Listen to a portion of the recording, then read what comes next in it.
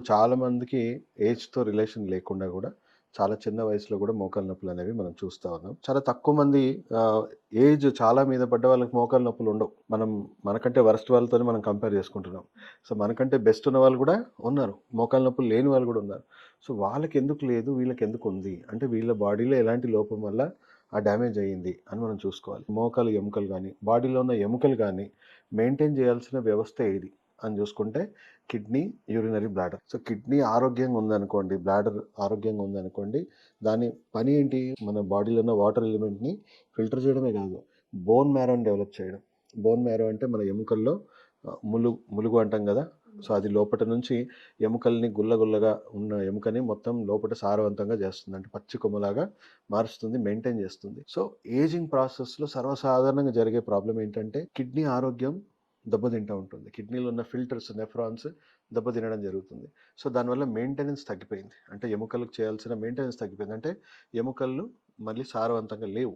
So, లోపట బలహీనంగా మారిపోతా ఉన్నాయి. దానికి తోడు ఈ ఫిల్టర్స్ డ్యామేజ్ అయిపోవడం వల్ల మన బాడీలో ఉన్న వాటర్ ఎలిమెంట్ అనేది మనకు ప్యూరిఫికేషన్ తగ్గిపోతుంది. అంటే ఎస్పెషల్లీ యూరిక్ యాసిడ్ ఏదైతే ఉందో మూత్రం ద్వారా వెళ్ళిపోవాల్సిన యాసిడ్స్ మన కాళ్ళలో చేరుకొని మనం చూసుకోవచ్చు. కిడ్నీ సమస్య ఉన్న వాళ్ళు కాళ్ళు కొంచెం లైట్‌గా వాపులొస్తా ఉంటాయి. కొంచెం ట్రావెల్ చేసిన వాపులు కనబడతా ఉంటాయి.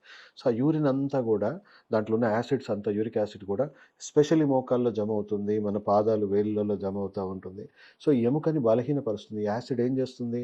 అక్కడున్న కాల్షియంతోని రియాక్ట్ అవుతుంది. ఎముకలో ఉన్న కాల్షియంతో రియాక్ట్ అయ్యి, ఎముకలో ఉన్న కాల్షియం అంతా కూడా బయటికి లీచ్ చేసేస్తా ఉంటది. బయటికి లాగేస్తా ఉంటది.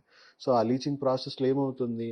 సో, మోకాలు మధ్యలో ఉన్న గ్యాప్ ఏదైతే ఉందో పూర్తిగా అరిగిపోకముందే ఎముకల్లో నుంచి కాల్షియం బాగా లాగేసి చిన్న చిన్న ముల్లుల్లాంటి స్ట్రక్చర్స్ ఫార్మ్ అవుతూ ఉంటాయి. సో, ఆ ముల్లుల్లాంటి స్ట్రక్చర్స్ ఏమవుతుంది?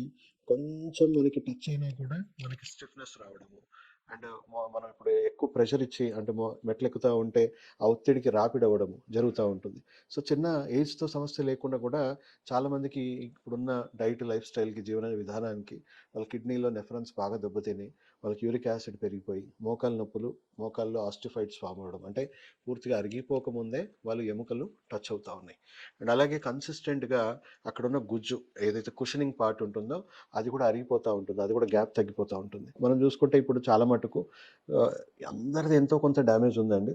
అందరికీ నొప్పులుండవు. ఎప్పుడైతే ఆ కుషనింగ్ తగ్గి రాపిడ్ అవ్వడం స్టార్ట్ అవుతుందో అప్పటి నుంచే మనకు పెయిన్స్ రావడం స్టార్ట్ అవుతది. సో, అడ్వాన్స్ స్టేజెస్‌లో ఏమవుతుంది? మెల్లిమెల్లిగా ఎముక టచ్ అయిపోవడం, ఫ్యూజ్ అయిపోవడం, మెల్లిగా బెండ్ అయిపోవడం, అలైన్‌మెంట్స్ దెబ్బతినడం, తర్వాత కొలాప్స్ అవ్వడం. ఇది సర్వసాధారణంగా జరిగే విషయం.